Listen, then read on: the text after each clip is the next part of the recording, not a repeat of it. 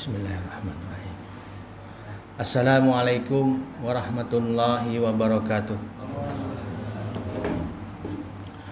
Innal hamdalillah nahmaduhu wa nasta'inuhu wa nastaghfiruh wa na'udzu billahi min shururi anfusina wa min sayyiati a'malina. May yahdihillahu fala mudhillalah wa may yudlil fala hadiyalah. Ashhadu an la ilaha illallah wahdahu la syarikalah wa ashhadu anna Muhammadan abduhu wa rasuluh. Allahumma sholli ala Muhammad wa ala ali Muhammad kama shallaita ala Ibrahim wa ala ali Ibrahim wa barik ala Muhammad wa ala ali Muhammad kama barakta ala Ibrahim wa ala ali Ibrahim innaka Hamidum Majid. Ya ayyuhalladzina amanu taqullaha haqqa tuqatih wa la tamutunna illa wa antum muslimun. Ya ayyuhan nasu taqu rabbakumullahu alladzi khalaqakum min nafsin wahidah wa khalaqa minha zawjaha wa bassa minhuma rijalan katsiran wa nisaa'a wattaqullaha alladzi tasaaluna bihi wal arham innallaha kana 'alaikum raqiba.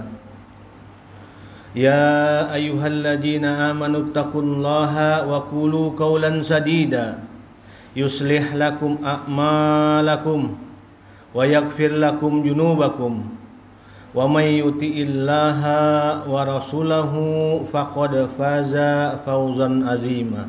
Amma ba'd. Fa inna asdaqal hadisi kitabullah wa khairal hadi hadi Muhammad sallallahu alaihi wasallam wa sharral umuri muhdatsatuha wa kullu muhdatsatin bid'ah wa kullu bid'atin dolalah wa kullu dolalatin finnar. Alhamdulillah, segala puji kepada Allah Subhanahu wa taala yang telah memberikan kita kenikmatan iman, sehat, hidayah untuk bisa bersama-sama berjamaah melakukan sholat subuh. Ini suatu nikmat yang sungguh besar dari Allah Subhanahu wa taala. Dan juga salawat dan salam mudah-mudahan terlimpah dan tercurah selalu kepada Nabi kita Muhammad sallallahu alaihi wasallam beserta keluarga beliau, sahabat-sahabat beliau hingga kita umatnya yang selalu insyaallah melaksanakan syariat yang dibawa beliau. Alhamdulillah, puasa kita sudah memasuki 7 Ramadan. Alhamdulillah.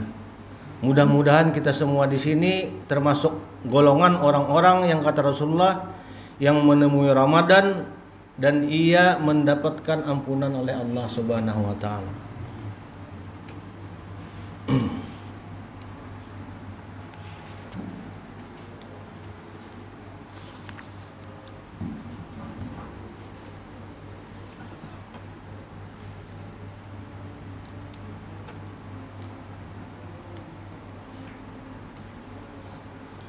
Di pertemuan sebelumnya sudah dijelaskan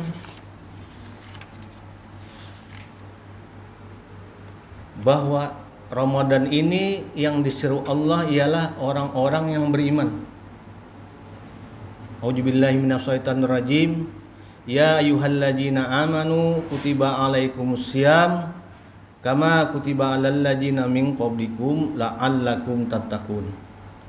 Di ayat Al-Baqarah 183 ini Allah menyeru orang-orang yang beriman berpuasa sebagaimana orang-orang sebelum kita. Agar apa? Agar kita menjadi orang yang bertakwa. Dan di ayat yang lain Allah juga menyeru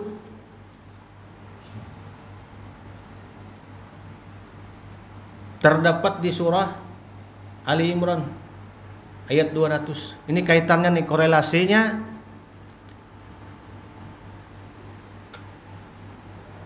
agar kita menjadi orang yang bertakwa. Kuncinya kan di sini. Mudah-mudahan kita semua ini bisa menjadi orang yang bertakwa dan menjadi orang-orang yang muflihun, yang beruntung nanti di dunia dan di akhirat.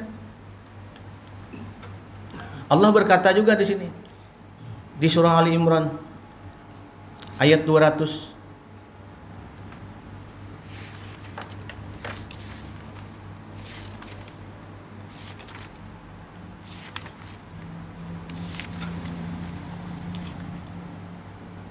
A'udzubillahi minasyaitonir rajim.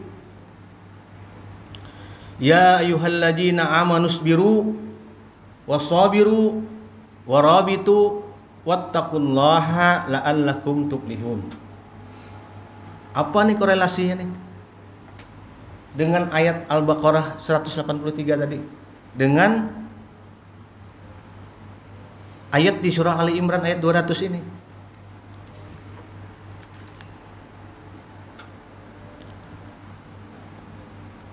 Di sini Allah menyeru, ya ayyuhalladzina amanu sabiru, kata Allah. Hai orang-orang yang beriman, kata Allah. Sama nih seruannya pada dengan yang berpuasa tadi. Di sini Allah memadahkan lawan kita, menyuruh kita, ya ayyuhalladzina amanu sabiru wasabiru. Nah, Allah menyuruh kita, hai orang-orang yang beriman, bersabarlah. Sama tadi kan, hai orang-orang yang beriman, diwajibkan kepada engkau berpuasa. Di sini Allah menyeru juga, hai orang-orang yang beriman, bersabarlah. Ini kan seruan kepada orang-orang yang beriman, orang-orang yang disayangi oleh Allah. Mirip-mirip nih, ada korelasinya sekalinya. Allah mengatakan di sini, hai orang-orang yang beriman,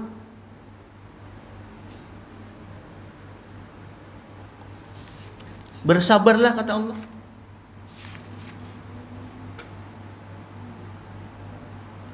Dan kuatkan kesabaranmu.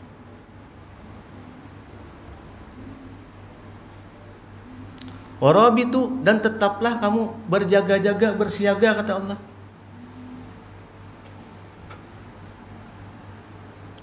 Serta bertakwalah. Setelah bertakwa kita agar menjadi bertakwa, dan ujung-ujungnya kata Allah di sini, agar kamu menjadi orang yang muflihun, orang-orang yang beruntung.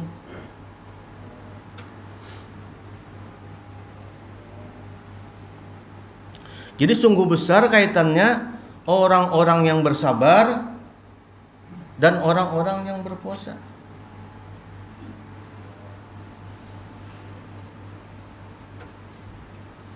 Kan dijelaskan di berbagai kitab, di berbagai literatur, bahwa kita berpuasa ini menahan diri padanya.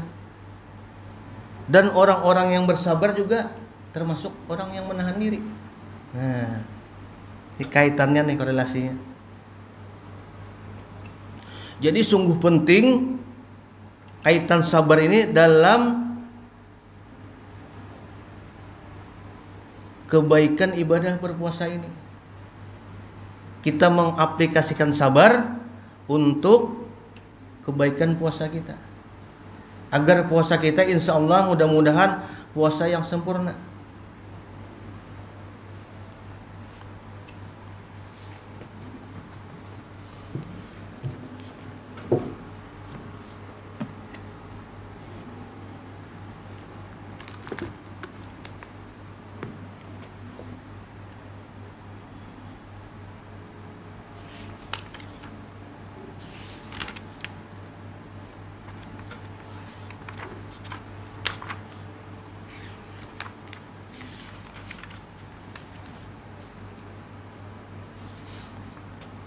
Dijelaskan di sini di tafsir Ibnu Katsir kaitan orang-orang yang sabar tadi.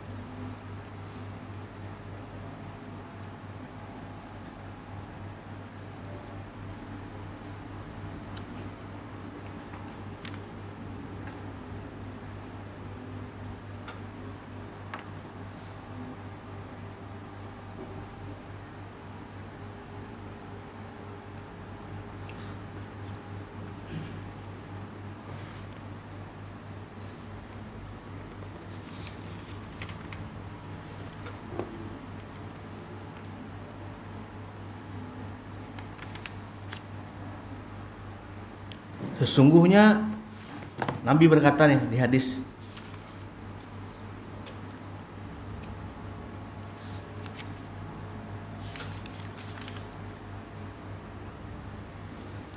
puasa adalah perisai, kata Rasulullah.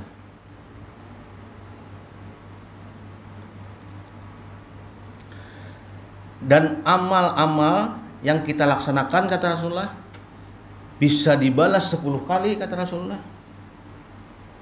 Dan bisa dibalas oleh Allah ganjarannya sampai 700 kali. Amal-amal yang lain pada kita bersedekah, berinfak misalnya.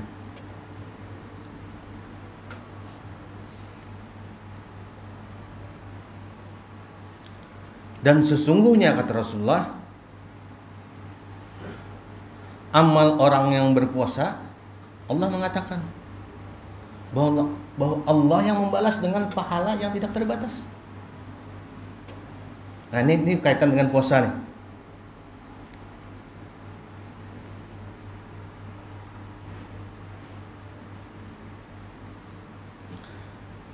Itu hadis di riwayat Muslim, Pak.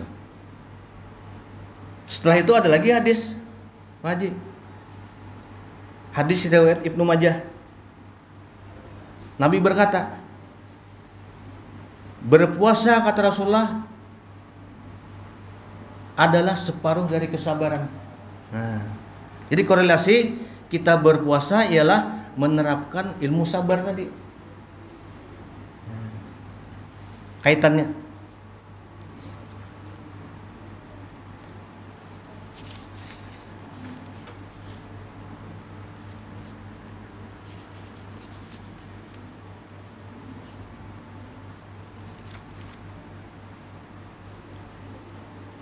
Baik sabar dalam melaksanakan ketaatan, baik sabar untuk tidak bermaksiat kepada Allah Subhanahu wa taala, baik bersabar dalam menghadapi hal-hal yang tidak mengenakan. Nah, apabila insya Allah kita dapat mengaplikasikan 3 kategori sabar tadi, kata para ulama, maka sudah termasuk kita berpuasanya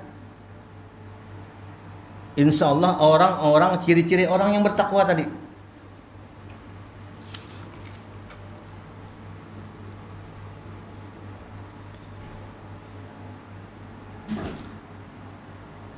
Sampai-sampai kata Rasulullah nih, di hadis sahih juga, ketika kamu berpuasa, kata Rasulullah, janganlah engkau berkata-kata keji dan berkata-kata dusta. Dan apabila ada orang yang mencela kamu dan berkata-kata keji kepada kamu yang membawa kamu untuk bertengkar kepadanya, maka katakan, saya sedang berpuasa. Itu kan berarti mengaplikasikan sabar yang ada pada diri kita.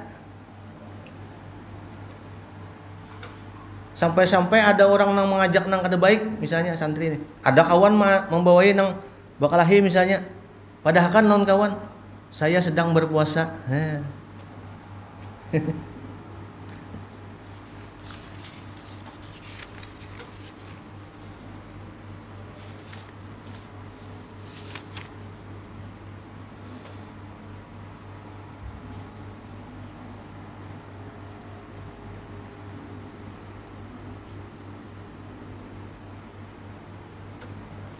Dalam hadis lain Nabi juga berkata, sungguh menakjubkan, kata Rasulullah, urusan seorang mukmin. Dan perkara itu selalu baik baginya, kata Rasulullah. Bagi seorang mukmin nih, apabila dia melaksanakan 2 perkara ini, kata Rasulullah. Apabila dia diberi kesenangan, orang mukmin tadi, Pak, maka dia akan bersyukur, kata Rasulullah. Dan apabila dia diberi oleh Allah hal-hal yang tidak mengenakan, maka ia akan bersabar. Ini saking pentingnya nih kualitas sabar ini bila kita ada pada diri kita, untuk agar berpuasa kita insya Allah menjadi puasa yang baik.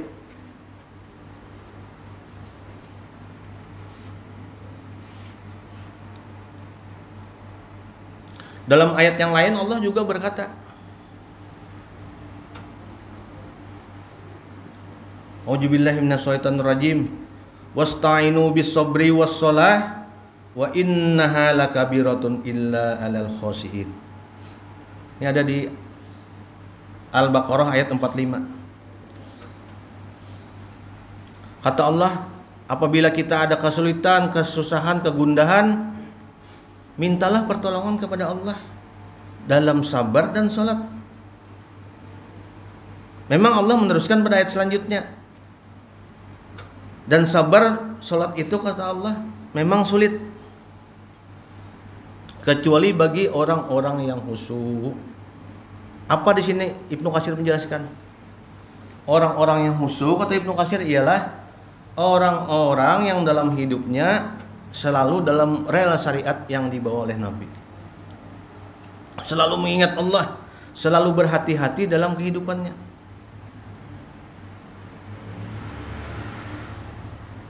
Agar kita bisa bersabar tadi. Memang sabar ini perkataan yang mudah diucapkan. Sulit-sulit, gampang diaplikasikan. Tapi insya Allah kalau kita pelajari, kita tanamkan dalam hati bahwa kesabaran itu pahalanya sangat besar, insya Allah kesabaran itu akan tertanam dalam jiwa kita sehari-hari. Ada kisah nih, kisah Bajai. Ulun membaca di situs Wahdah Islamiyah. Kisah nih seorang dokter, kisah nyata nih. Di Riyadh, Sidin sudah bertugas 23 tahun. Dokter bedah jantung. Ini mengisahkan kesabaran nih. Sidin mengisahkan, sungguh saya 23 tahun bertugas di Sidin. Ini menemukan kesabaran yang luar biasa terhadap orang ini. Jadi Sidin berkisah dalam suatu seminar, pada suatu saat Sidin kedatangan seorang ibu yang membawa bayi umur 2,5 tahun, Baji. Dan dideteksi terkena jantung, tapi masih sehat lagi dibawa. Jadi setelah diperiksa, ditempel-tempel banyak alat kan Baji di jantung di rumah sakit di Riyadh, kata Sidin. Ini Sidin langsung bercerita nih di suatu seminar. Jadi setelah diperiksa Sidin bahwa anak ini terdeteksi jantung dan harus dioperasi. Jadi harus diopnama. Mungkin sesak napas kah saat itu. Jadi harus diopnama, dan setelah masuk ruang operasi jantungnya berhenti berdetak. Berhenti. Jadi Sidin ini kan memang berpengalaman, jadi kemungkinan nih, jadi karena berhenti berdetak ini kemungkinan untuk hidup selanjutnya nih di operasi ini susah ngalih. Tapi karena dilakukan pacu jantung, Sidin diusahakan, diupayakan sampai beberapa menit dan jantungnya berdetak lagi. Dan disampaikan kepada orang tuanya, sampaikan kepada orang tuanya. Di situ dikisahkan ibunya aja yang membawa, mungkin abahnya lagi begawi kah, mungkin apa. Jadi ceritakan kepada ibunya, ibu, anak pian ini jantungnya berdetak, berhenti detaknya. Tapi kami ini masih mengupayakan, kata Sidin. Jadi memang kata dokter tadi Pak Haji, untuk memberitahukan kepada orang tua pasien ini sangat susah. Keadaan yang tidak baik tuh, nah kan keadaan anaknya tidak baik, Sidin menurun, drop. Padahal ini waktu datang itu masih sehat aja, malah ketika mau dioperasi malah drop kondisinya. Jadi setelah kami katakan ke dokter tadi kepada orang tua pasien tadi, dan orang tua pasien itu tidak berkata yang tidak baik, kata Sidin. Biasanya kan misalnya anaknya nih kondisinya sehat walafiat asalnya, datang dan ketika mau dioperasi kondisinya malah drop. Ini orang tua kan bingung jadinya, dan dia tidak berkata tidak kata dokter misalnya, kenapa dokter, gara-gara engkau misalnya anak saya jadi begini. Tidak, kata dokternya, malah orang tuanya berkata, alhamdulillah Kalau Allah hendak memberi kebaikan, kata dokter nih, ibunya berkata itu, anakku akan dipanjangkan umurnya. Sudah berlalu di sini ya dokter. Sudah dioperasi, Fardan. Dioperasi Pak Ji. Dioperasi. Dan operasi berhasil. Setelah beberapa jam sini jantung. Seandainya engkau melihat ya sini jantung tuh ini dibelah dada nih, engkau pasti akan hati ini akan tergelitik melihat anak yang berumur 2,5 tahun, kata Sidin, ini jantung ini dibelah dan ada alat pacu jantung di Sidin. Jadi singkat cerita, setelah di ruang ICU jadi masih dalam pengawasannya, observasi, anak ini mengalami hal yang aneh yang tidak kami pernah menduga. Hal tersebut ini, anak tersebut mengalami keracunan, Haji. Nah, jadi dokternya bingung juga, keracunan di daerah kepalanya. Dan mengalami bengkak di dokter, di daerah mata, di daerah hidung bengkak. Jadi kami berusaha lagi ya dokter nih, menceritakan kepada orang tua pasien. Dan orang tua pasien tetap sahutannya Pak Dan, tetap memuji Allah ketika kami ceritakan tuh, tidak menggerutu, tidak menggerunum ya dokter tadi. Ini kisah nyata Pak Dan.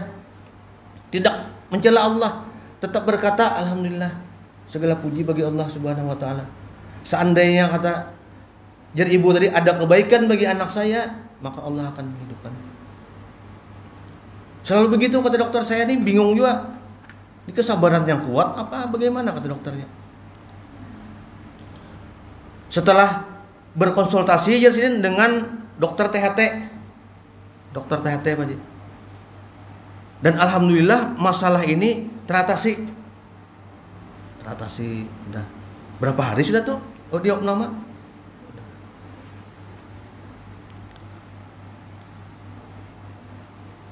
Sambil diobservasi ini setelah beberapa hari timbul lagi keganjilan yang lain.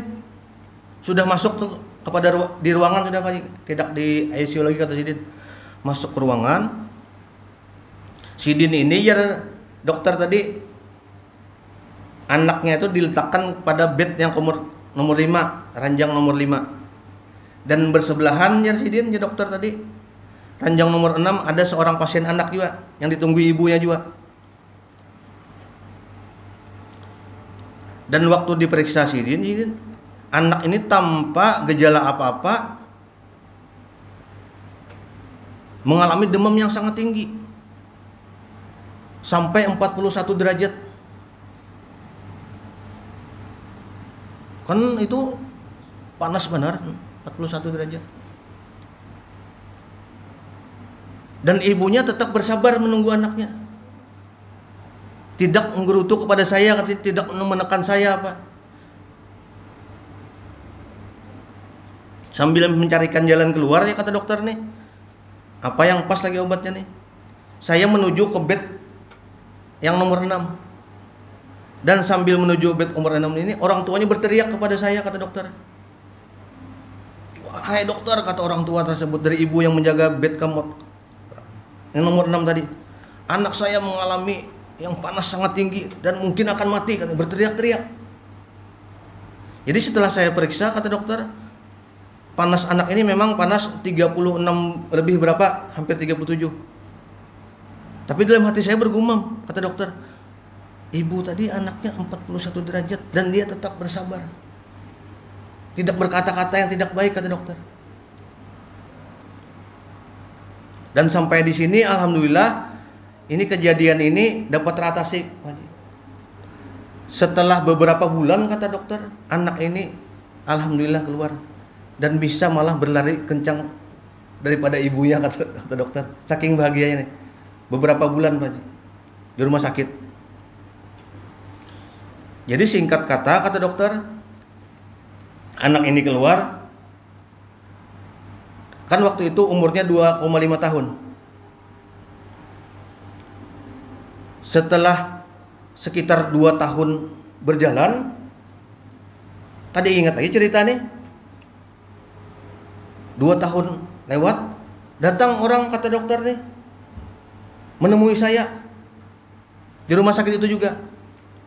Seorang ibu, seorang bapak, dan dua orang anak.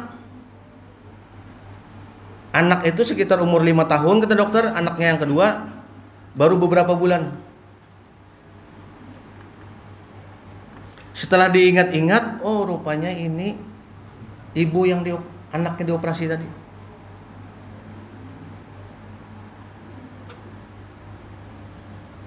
Ibu dan bapak itu memang sudah berumur kata dokter.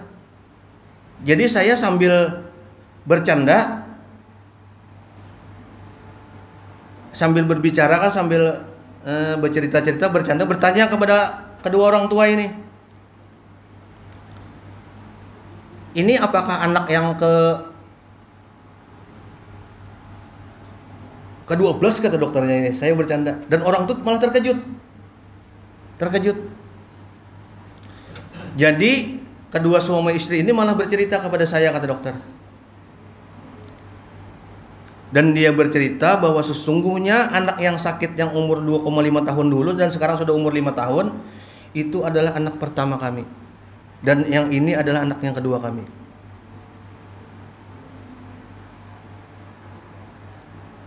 Dan kami mendapatkan anak yang pertama itu, kata orang tuanya, menunggu selama 17 tahun pada.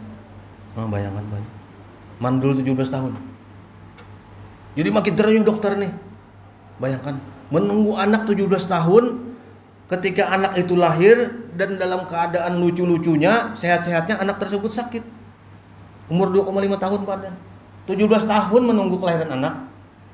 Berumur 2 tahunan anak sakit, jantungnya sangat parah. Dan dokter itu takjub melihat keadaan orang tuanya tetap bersabar tadi. Kada pernah mencela Allah, tetap memuji Allah ketika diberikan informasi bahwa keadaan anak beliau menggawatkan. Jadi dokter tersebut sampai menangis, kata dokter saya. Selama saya bertugas 23 tahun di rumah sakit ini saya baru menemukan kesabaran yang sangat menakjubkan, kata Sidin. Nah, ini kan salah satu contoh nih. Walaupun kita mungkin diberi cobaan kayak itu kan bisa berat juga. Cuma paling kada nih kita bahwa ada kejadian bahwa orang-orang yang menerima kesabaran itu pahalanya tanpa batas dan insya Allah ditolong Allah juga akhirnya.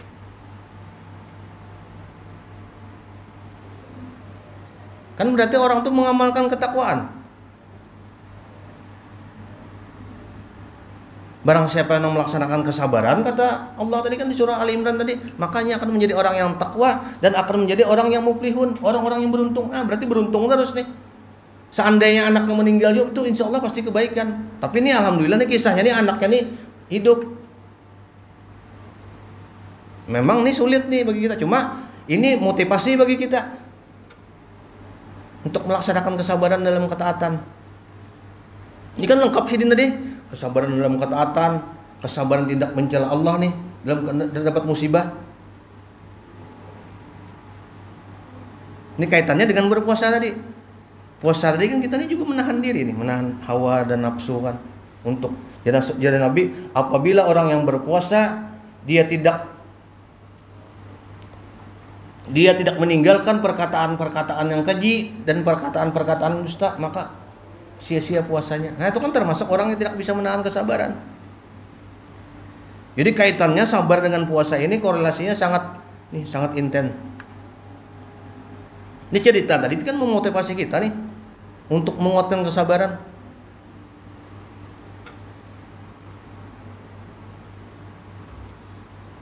Karena apa? Yakin kita. Wa may yattaqillaha yaj'allahu makhraja wa yarzuqhu min haitsu la yahtasib. Wa may yatawakkal fa huwa hasbuh. Di surah At-Talaq tuh, Fajilah. Itu ya kan disambut orang padan surat 1000 dinar. Nah, itu sahih tuh. Memang ada hadisnya. Nabi menyuruh membaca itu. Dan Nabi berulang-ulang menyuruh membaca, tapi Nabi menyuruh mengamalkannya. Nah, kan barang siapa yang bertakwa kepada Allah, ya Allah nih, maka Allah akan membukakan jalan keluar kepada kesulitannya, mahraja, jalan keluar kepada setiap kesulitannya, dan memberikan kelapangan kepada setiap kesempitannya, dan memberikan rezeki yang tidak disangka-sangka. Nah, itu surah Talak tuh, sahih tuh. Disambung lagi kan ayat 3-nya. Barang siapa bertawakal kepada aku, kata Allah, maka aku yang mencukupkannya. Oh, ini kan kaitannya dengan kesabaran nih. Tetap bertakwa kita, tetap memuji Allah, tetap melaksanakan syariat. Walaupun nih cobaan dan kesabaran tadi tinggi banget, supaya ini yang bergaringan tadi. Dan di surah At-Talaq tadi yang ditempel-tempel orang ditempel-tempel banyak rancak di kertas tuh. Itu bujur sebenarnya. Ayatnya benar. Tapi cara mengaplikasikannya yang salah kita. Ada salah menempel itu, ada salah, cuma bukan kita nang memuja-muja ayat itu kada. Dibaca berpahala memang. Kan satu huruf kan berapa pahalanya? 10. Nah, memang bujur pada. Cuma yang dimaksud di sini Nabi menyuruh kita mengamalkan tadi, wa may yattaqillaha Allahumma raja. Bukan bila membacanya 1000 kali, 100 kali, 1000 kali pun sehari membacanya. Kalau kita tidak mengamalkan wa may yattaqillaha tadi, ya Allahumma raja, kada ada jalannya, kada terbuka jalannya. Maka kan dipadahkan di sini, barang siapa yang bertakwa kepada Allah, kata Allah, maka Allah akan memberikan mahraja, memberikan jalan kepada setiap kesulitannya, memberikan kelapangan pada setiap kesempitannya, dan memberikan ini rezeki yang tidak disangka-sangka. Itu bujur apabila kita wa may yattaqillaha, bertakwa kepada Allah. Nah, bertakwa tadi jalannya di sini tadi, bisa bersabar, kita bisa berpuasa, banyak tuh kan. Kan di surah Al-Baqarah juga kan ciri-ciri orang yang bertakwa kan inya mempercayai hal-hal yang gaib, melaksanakan sholatnya, berinfak, itu jalannya. Nah, jalannya ini yang kita tempuh. Bukan mengamalkan ini sehari 100 kali, 1000 kali, kada. Bagus saja juga kalau membaca itu dapat pahala. Cuma maksudnya untuk mendapatkan mahraja tadi itu kita harus wa may yattaqillaha. Nah, dia harus paham kita kan. Dan ini juga termasuk kaitannya dengan akidah. Bukan menyalahkan membaca itu, ada itu bagus dibaca. Baca ayat Quran bagus dibaca. Cuma maksudnya metode kita mengamalkan ayat tadi itu harus sesuai dengan petunjuk Nabi. Nah, Nabi kan menyuruh kita laksanakan ayat tadi dalam kehidupan, maka akan mahraja, akan ada jalan setiap kesusahan, setiap kesempitan kita. Allah akan membukakan jalan. Ini kayak yang ibu tadi itu kan ada jalannya tuh, dokter sudah bingung, dokter tadi bercerita sangat komplikasi kata dokternya, dan saya bercerita kepada orang tuanya sulit menceritakannya. Tapi apa sahutan orang tuanya? Tetap memuji Allah, tidak mencela Allah. Sedangkan contoh dokter tadi, satu orang ibu di sebelahnya ini lawan dokter ini berteriak-teriak. Nah, itu kan salah satu aplikasi kesabaran yang kita jalankan di kehidupan. Ini kan berkaitan jadinya. Ilmu sabar dengan ilmu puasa tadi, menahan diri kan. Nah, kalau kita diceritakan hadis-hadisnya, ayat-ayatnya, insya Allah kita dapat mengaplikasikan karena tahu caranya, metodenya. Walaupun tidak sesempurna dengan cerita-cerita tadi, cuma kita sudah tahu bagaimana yang disebut sabar kan. Oh iya betul. Bagaimana yang disebut wa may yattaqillaha, supaya Allah memberikan mahraja, memberikan jalan tadi, kita amalkan kan ketaatan, ketakwaan. Bukan hanya menempel ayat-ayatnya di dinding. Kan kebanyakan kita ayat 1000 dinar aja. Itu bujur aja sebenarnya. Cuma ya tadi kita melaksanakan ayat-ayat dalam kehidupan tadi sehari-hari. Insya Allah pertolongan Allah akan datang. Dan di ayat selanjutnya pun Allah menyambung juga, wa may yatawakkal 'alallah fahuwa hasbuh. Barang siapa yang bertawakal kepada Allah, kata Allah, maka Allah akan mencukupinya, akan memberikan kebutuhannya. Bayangkan. Atau artian bertawakal itu bukan kita hanya berserah diri, kita tidak bekerja apa-apa, kada bersyariat juga, cuma ujung-ujungnya tuh kita bertawakal kepada Allah tuh bahwa bersandar diri bahwa sesuatu kejadian apa aja hasilnya ini keputusan Allah. Nah, jadi hati kita nih kadang terpaut kepada hal-hal yang lain untuk memberikan kemudaratan, kemanfaatan selain kepada Allah. Ya, nang contoh semalam yang duit nang papikat kada boleh di. Nah, itu kan kita berarti kan tidak bersandar bertawakal kita hanya kepada Allah kada. Bahwa bila hilang duit papikat ini, karena penjualan kada payu lagi. Nah, padahal jangan kayak itu. Seandainya hilang kada apa-apa juga, misalnya kita menyimpannya simpannya cuma misalnya hilang kada apa-apa. Bahwa tidak ada nih terbersit di hati bahwa hal-hal yang bisa memudaratkan, yang bisa menguntungkan perdagangan kita itu selain kepada bertawakal kepada Allah Subhanahu wa taala. Nah, itu kan jadi nyaman kita karena memahami. Nah, mudah jadinya dalam kehidupan.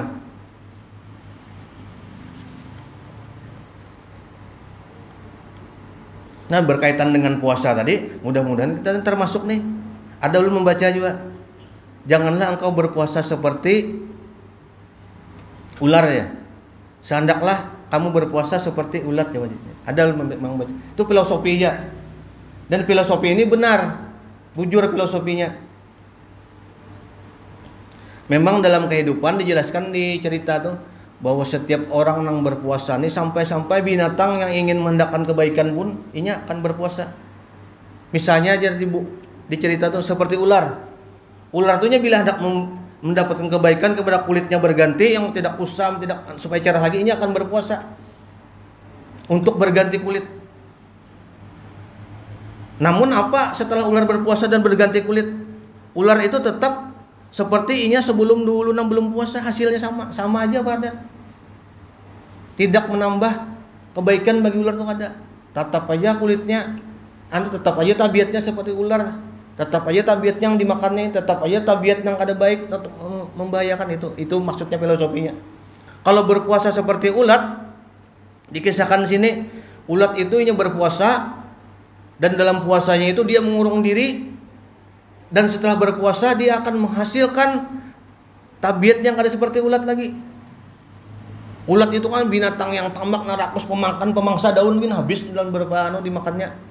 Tapi setelahnya berpuasa ini akan menjadi kepopong dan akan menjadi kupu-kupu. Nah, ini filosofi aja nih, bukan ini dalil ada, ini kisah aja. Dan setelah dia menjadi kupu-kupu dalam kehidupannya, kupu-kupu itu akan nanti makannya apa? Dia makannya nang sari-sari makanannya lagi, yang kebaikannya lagi. Dan dalam hidupnya kupu-kupu itu ini akan menyerbukan nih tanaman-tanaman nih bajilah, dan menyawinkan menyilang-nyilang tanaman itu dari kupu-kupu itu. Nah, itu kan maksudnya setelah kayak kita nih, kita berpuasa, menahan diri, itu hasilnya setelah bulan Syawal karena insya Allah itu akan menambah ketaatan dalam ibadah kita. Makanya kan ini bulan ampunan.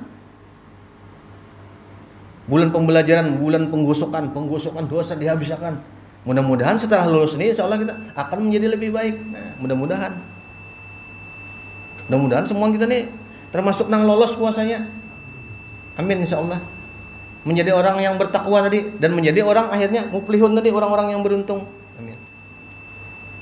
Dan salah satunya di sini nih memang duduk di majelis ini kata Rasulullah orang-orang yang dirahmati oleh Allah, orang-orang yang diampuni oleh Allah. Bayangkan. Kan alhamdulillah.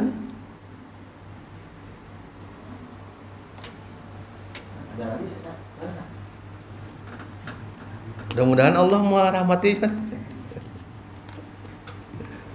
Kan di hadis sahih kan, Nabi salinglah engkau beri-memberi Pak Ji. Itu sahih kan, untuk saling mencintai.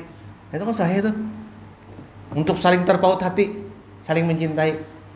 Maka kan seorang mukmin ini kita disuruh saling mencintai. Tidak sempurna iman kalian kata Rasulullah.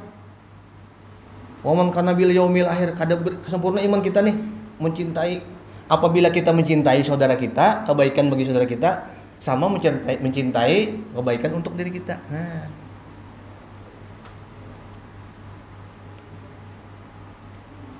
Nih, yang mana pertanyaannya? Puasa tadi kaitannya lawan apa tadi amalannya? Nah, alhamdulillah. Kalau sabar paten bujur. Mudah-mudahan kita kalau mengamalkan nih, walaupun kada sepenuhnya Fadilah. Yang penting kita kalau mengamalkan kebaikan. Bersabar kan, menahan diri kan, menahan Nabi kan untuk tidak apabila engkau berpuasanya tidak bisa menahan berkata-kata keji dan berkata-kata kotor, maka Allah tidak menilai puasamu. Sampai-sampai kata Nabi kan, bila ada orang yang membuai bertengkar kepadamu, berkata keji kepadamu, katakan, ini anna saum. Katakan saya sedang berpuasa. Itu kan kita mau tahu rumusnya, insya Allah kita paling kadang awak meraba-raba dalam kehidupan. Mau kada tahu rumusnya, wah, apa seorang dia orang nih bajalah. Coba lah, saya kan kayak itu kita tahu anunya metodenya bahwa berpuasa ini bulan kesabaran. Mudah-mudahan kita kalau mengamalkan nih, dan mudah-mudahan kita semuanya diampuni oleh Allah Subhanahu Wa Taala. Kita tutup lah.